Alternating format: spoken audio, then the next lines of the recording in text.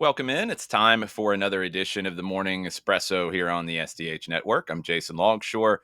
All the soccer news you need to know for Tuesday, January 7th. Let's start with the Italian Super Cup. What a match yesterday. Milan was down 2-0 after goals from Lautaro Martinez and from Mehdi Taremi. They come all the way back to win 3-2 in stoppage time. A brilliant free kick from Teo Hernandez. Christian Pulisic with the equalizer with about 10 minutes to go. And then a moment where Pulisic sends Rafael Leao in. His cutback cross finds Tammy Abraham, who slots it home. And that gives Milan the trophy. That gives Sergio Conceição a trophy in his second match with the club. He even got injured in the celebrations. He said Emerson Royale made a red card tackle on him. Lots of great videos of Conceição dancing, smoking his cigar, his trademark, his 13th trophy as a manager, and the fastest manager in Milan history to win a trophy. 2 games in. What a new coach bounce, eh? After Sergio Conceição replaced Paulo Fonseca. West Ham have reportedly, and it has not been confirmed as of yet, they've reportedly sacked Julian Lopetegui, their manager, set to leave West Ham, where they are in 14th place, 7 points clear of the relegation zone. He's going to be the 5th Premier League manager sacked this season, following Ten Hag, Cooper, O'Neill, and Martin. Reports have Graham Potter having been offered the job at West Ham. Would be very interesting to see Potter back in management. There was a really good interview with him recently talking about kind of how things went wrong at Chelsea and where he is in his career. I think he's got a lot to give. I think this feels like a pretty good situation for him as well. Would like to see Graham Potter get this opportunity. Everton, they are assessing Sean Dyche's future, it sounds like. They're on a run of 1 win in 11 games. On the Tottenham side of things, Ange Postecoglou is reportedly 100% safe, as he should be, because I think he has a whole lot more to do at Tottenham to raise the level of that club. I don't think the issues have been on him. I think he needs more backing and more support. Another manager who has been let go is Shin Tae-yong, the manager of Indonesia's national team. Now, this is an interesting one because Indonesia's never been to a World Cup, and they are absolutely within striking distance of getting there. It's a little surprising that they're doing this because Shin Tae-yong has been involved in getting them to this point. Patrick Kluivert and Louis van Gaal are linked to the job, which both are fascinating appointments if they go in either direction. And it kind of guides you into what the situation is here. So Indonesia, they're third in their World Cup group in Asia after 6 of 10 games. They're 1 point behind Australia in the battle for that second place spot, which is an automatic spot at the World Cup. 3 and 4 in the group go into the Asian playoff. Now, Indonesia's never been here before. They lost 2-1 at home to China, which was a bad loss. They were thrashed 4-0 by Japan in November. Not a shock there. But then they beat Saudi Arabia 2-0 in Jakarta. That still keeps them in this spot. But it's not enough for Shin Tae-yong to keep his job. One of the reasons why is this team has dramatically changed over the past year or so. Of the 11 players that played in that or started that 2-0 win over Saudi Arabia, only one actually hails from Indonesia. The others were born and raised in Europe, mainly the Netherlands. That's why Kluivert and Van Gaal are linked. Indonesian heritage through parents or grandparents. So this has typically been a team that has had no European experience. Now they have very little domestic experience. So everything has flipped on its head. It sounds like there were issues between the coaching staff who did not speak in the same language as these players, and the players who wanted a more European focus in training and such. So Van Gaal and Kluivert are linked. This could be a fascinating one for multiple reasons, but mainly because Indonesia could qualify for the 2026 World Cup. News out of Denmark, professional women's players will finally enjoy a guaranteed decent minimum working condition. The Players Union has agreed to a new standard contract with the Danish Women's League. That came into force on January 1st. The minimum wages are not equal to the men's league's minimum wages, but they will increase annually until they match that minimum wage in 2029. Let's move to players and especially players and moves in Major League Soccer. Brandon Vazquez, the deal is done for him to join Austin FC as a designated player. 4-year contract guaranteed to the end of 2028. He's going to be the centerpiece of Austin FC's rebuilding effort. They failed to make the playoffs the last 2 years. They finished second in the West in 2022. He was a best 11 pick in 2022 with Cincinnati, was sold for 7.5 million to Monterrey. Couldn't get the starting job on a regular basis in the fall, but he played 49 games over the calendar year for Monterrey and scored 14 goals. Reportedly, Monterrey ends up making about $2.5 million on the deal because Austin FC reportedly paid $10 million to acquire him. This is why you don't ever believe reports that make no sense, like the ones that said that Monterrey was going to mutually terminate Brandon Vazquez's contract and throw away $7.5 million and not get the transfer fee on the other side. I don't know, spending 7.5 and then letting a player walk in a year, or getting 10 and making 2.5. It's not rocket science. When you see a report that doesn't make any sense, maybe question it. Maybe don't share it. That's just an idea. I don't know. Jalen Neal traded to Montreal. A little bit of a surprise here. LA Galaxy give up on their homegrown center back. They do get a big return for him, and it looks like they're going to go into the market and sign former Danish international Matthias Jorgensen. But Jalen Neal probably would not have been the regular starter in LA. So they move him to Montreal, where he goes into a center back group that has Joel Waterman from the Canadian national team, that has Fernando Alvarez, very good young player, and also has our old friend George Campbell, who was just called into the U.S. men's national team.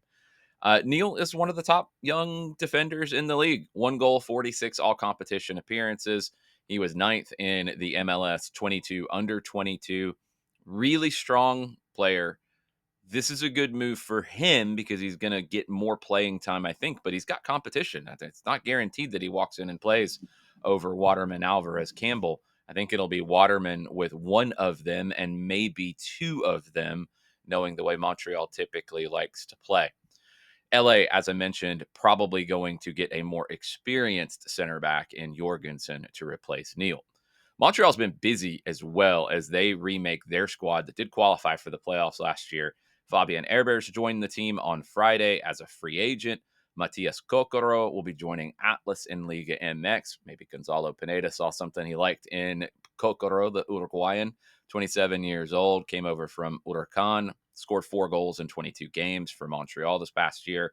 Montreal's also signed midfielder Michael Adudakan through 2025, options for 3 years after that. He was the Mac Herman Trophy winner, the player of the year in D1 soccer in the NCAA, led Ohio State with 11 goals and 11 assists, won the Big Ten tournament this past year. Chicago Fire, they have acquired winger Philip Zinkernagel from Belgian top flight club Club Brugge. That was announced on Monday. Danish player, 30 years old, 4-year deal for him. 83 goals, 80 assists, and over 400 professional appearances since debuting in 2013. He's got tons of experience in UEFA competitions, Champions League, Europa League, Conference League. He's also played in England with Watford and Nottingham Forest. LAFC have transferred Omar Campos, their left back, to Cruz Azul. 22-year-old Mexican defender, 1 season with LA, 38 games across all competitions, helped LAFC win the Open Cup in 2024. San Diego, they trade to get Emmanuel Boateng. Not a shock here. Boateng is a Right to Dream Academy graduate. That is a huge part of San Diego's club. So he goes to San Diego in exchange for $200,000 in 2025 general allocation money going to New England. 17 goals, 26 assists in 210 regular season games for Boateng, who's played for LA, DC, Columbus, and New England. 2 goals, 2 assists last year. New England does get Noel Buck back. They've recalled him from his loan to Southampton. That was announced on Monday. 19-year-old English youth international joined Southampton on loan last August, played 6 games for their U21s. Not sure why he didn't play more, but if he's not going to play more, he should come back. 5 goals, 3 assists in 45 regular season games for New England. Signed a homegrown deal ahead of the 2022 season. Rayo Vallecano. This is a move that's not necessarily MLS related, but could be. Rayo Vallecano signed the player of the tournament from the Copa America in 2024, James Rodriguez, on a free transfer. They've terminated his contract now. Um, didn't play a whole lot, and he has given up the promotional part of his contract, which was around 1.2 million euro. He did an interview with Marca, and he called into question the level of his teammates and the judgment of his manager. The club said, yeah, that's probably going to do it for your time here. There's already been talk in different markets about go sign James, go sign James. I don't think it's quite that simple. I would consider it, but that interview would give me a little bit of pause as well. So stay tuned on the James Rodriguez sweepstakes. Son Heung-min, another player who is available on a free transfer up until this morning, where Tottenham have now activated an extension to his contract. He will be there through 2026. So don't get any ideas about signing him to a pre-contract and bringing him to MLS. He's not going anywhere from Spurs. Randall Kolo Muani is one who could be on the way out of PSG. I'm not quite sure if that's going to be an MLS level deal, because you've got Manchester United, Tottenham, and Juventus all interested in signing him on loan. He hasn't really played a lot at PSG. I think he's a very talented striker. He did really well at Eintracht Frankfurt. PSG can be a bit of a mess at times. There's quality there. We'll see where he ends up. New York City have officially hired Pascal Jensen as their new head coach. An interesting one, 51 years old, from the Netherlands. He had previously been at Ferencváros in Hungary. City Football Group has been following Jansen for a good while. He was with PSV. He was with AZ in the Netherlands. Very comfortable in developing young players. He replaced Arne Slot after Arne Slot left for Feyenoord at AZ. Did very well there.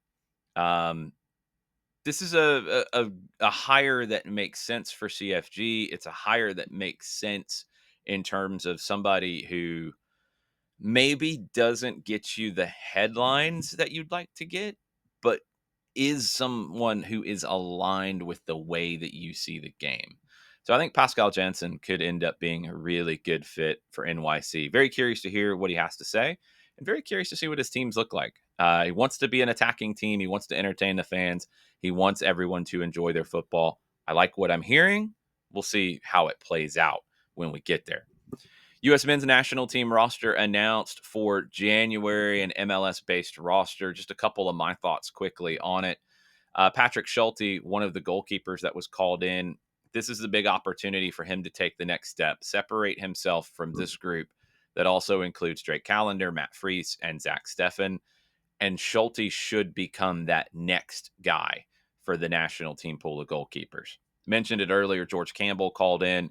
Really happy for him as his development continues. One of my favorites to come out of the Atlanta United Academy. I told people a lot when he first started to break into the first team that I thought he was a future national team center back level player. He wasn't going to get that time here because of the crowded situation at center back. Goes to Montreal, has continued his improvement. He's a national team guy now. Can he elevate himself in this January camp? Big question. Diego Luna, can he elevate himself in this camp? He's a special player, but is he national team level special? Another player with local ties making the roster, Indiana Vasilev from St. Louis. He's originally from Savannah, spent time with South Georgia Tormenta in their academy. Luna, special playmaker. Brian Gutierrez, also a special playmaker. And I don't think he gets enough attention for what he can bring to the table. This is another breakout kind of opportunity. Caden Clark has put his way back into this situation. Brilliant second half of the season in Montreal. Really fit the style of play that Laurent Courtois wanted out of that group. Re-energized his whole career. Patrick Adjiman is the other very interesting one who has been called up. He's a monster on the field, and I think he's more skilled than he gets credit for. He can be a game-changing kind of player. Can he do that with the national team? Can't wait to find out. Looking forward to these games coming up here in January. Also, looking forward to the English League Cup semifinals. First one is today, Arsenal and Newcastle. Newcastle have lost 12 of their last 13 games on the road against Arsenal in all competitions. Last time they won at Arsenal, November of 2010. But Newcastle have made it to the final of the English League Cup twice in 3 semifinal attempts. Tomorrow, It's Tottenham hosting Liverpool. But that'll do it for the Morning Espresso. Hopefully, you feel energized and ready for the day. John Nelson's SDH Live will be starting at 9:05 this morning. You can watch on YouTube, X, Facebook, and Twitch.